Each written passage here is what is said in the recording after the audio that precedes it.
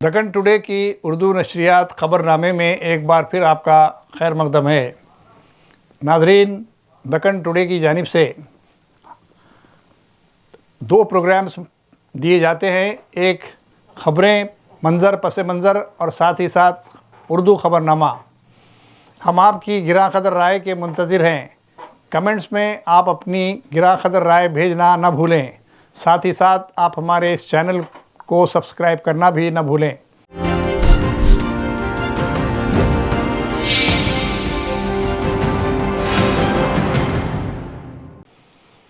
آج کے اہم ترین خبروں میں تلنگانہ بجٹ سیشن کا آغاز 27 مارچ تک بجٹ سیشن چلے گا، جس میں 19 مارچ کو بجٹ پیش کیے جانے کی امید ہے۔ اس ضمن میں بجٹ کے بعد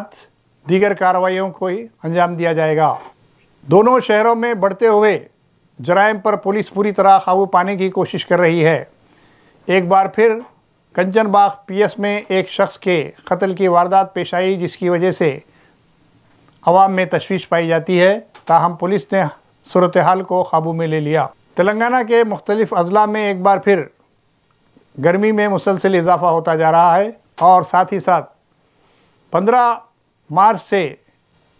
تمام ریاست کے اور دونوں شہروں کے مدارس کو نصف یوم تک چلانے کی ہدایت دے دی گئی ہے۔ تامل ناڈو کے چیف منسٹر اسٹالن کی جانب سے شروع کی گئی تحریک ہندی کو مسلط نہ کیے جانے کو ایک بار پھر کرناٹک کے وزیر اعلیٰ سدھارمیہ کی تائید و حمایت حاصل ہو گئی ہے۔ اسٹالن کی جانب سے جنوبی ہند کی ریاستوں کے چیف منسٹروں اور سیاسی جماعتوں کو اعتماد میں لینے کی کوششوں کا آغاز ہو چکا ہے۔ انہوں نے جہاں ایک طرف تلنگانہ کے چیف منسٹر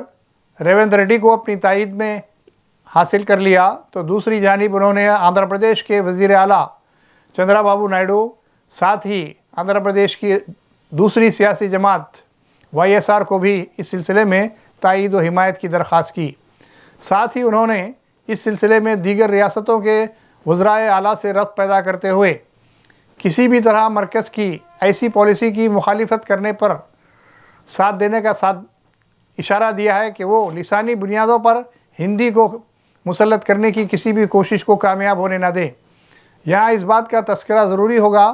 کہ گزشتہ چند دنوں سے سہ لسانی فارمولے کے تحت ہندی زبان کو موضوع بحث بنایا گیا ہے، اور اس سلسلے میں کچھ ریاستوں نے تحفظات کا اظہار کیا ہے، اور وہ کسی بھی طرح ہندی کو مسلط ہونے نہ دینے کا عہد بھی کیا ہے۔ اب جبکہ ایک بار پھر کرناٹک کے مضبوط وزیر اعلیٰ سدھارمیہ نے اسٹالن کو اپنی تائید و حمایت پیش کرتے ہوئے اس میں جان ڈال دی ہے۔ اب دیکھنا یہ ہے کہ کس طریقے سے جنوبی ہند کی ریاستوں کے وزرائے اعلیٰ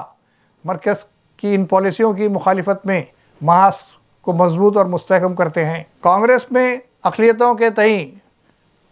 بڑھتی ہوئی ناراضگی کو دیکھتے ہوئے کانگریس کی مرکزی قیادت اور کانگریس کی ریاستی قیادت ہر ممکنہ کوشش کے ذریعے اقلیتوں کو اعتماد میں لینے کی جدوجہد کا آغاز کر دیا ہے۔ بتایا جاتا ہے کہ کانگریس کے وزیر اعلیٰ ریونت ریڈی نے ایک بار پھر مقامی سیاسی جماعت کے سربراہ اسد الدین اویسی کو بھی اس سلسلے میں اعتماد میں لینے کی کوشش کر رہے ہیں، تاکہ کسی بھی طریقے سے یہ کانگریس کے لیے ایک بڑا بوجھ نہ ثابت ہو۔ یہاں اس بات کا تذکرہ ضروری ہوگا کہ کونسل کے انتخابات میں کانگریس اقلیتی طبقات، خاص طور سے مسلمانوں میں کسی ایک نمائندے کو ٹکٹ نہ دیے جانے کے خلاف غم و غصے کی لہر پائی جاتی ہے، اور ایسے میں احتجاج کا سلسلہ جاری ہے۔ تاہم کانگریس سے وابستہ مسلم قائدین کی خاموشی بھی تعجب خیز نظر آتی ہے۔ حالانکہ کانگریس کی تائید و حمایت کرنے سے قبل ہی ان مسلم قائدین نے خواہش کی تھی کہ ساجھیداری کے مطابق انہیں بھی سیاسی حصہ داری میں تناسب دیا جائے، تاہم اس سلسلے میں کانگریس کو منصفانہ فیصلے سے روکا گیا، یا پھر دانستہ طور پر وہ اس طرح کی کوششیں کر رہے ہیں، یہ سوال اقلیتی حلقوں میں گشت کر رہا ہے۔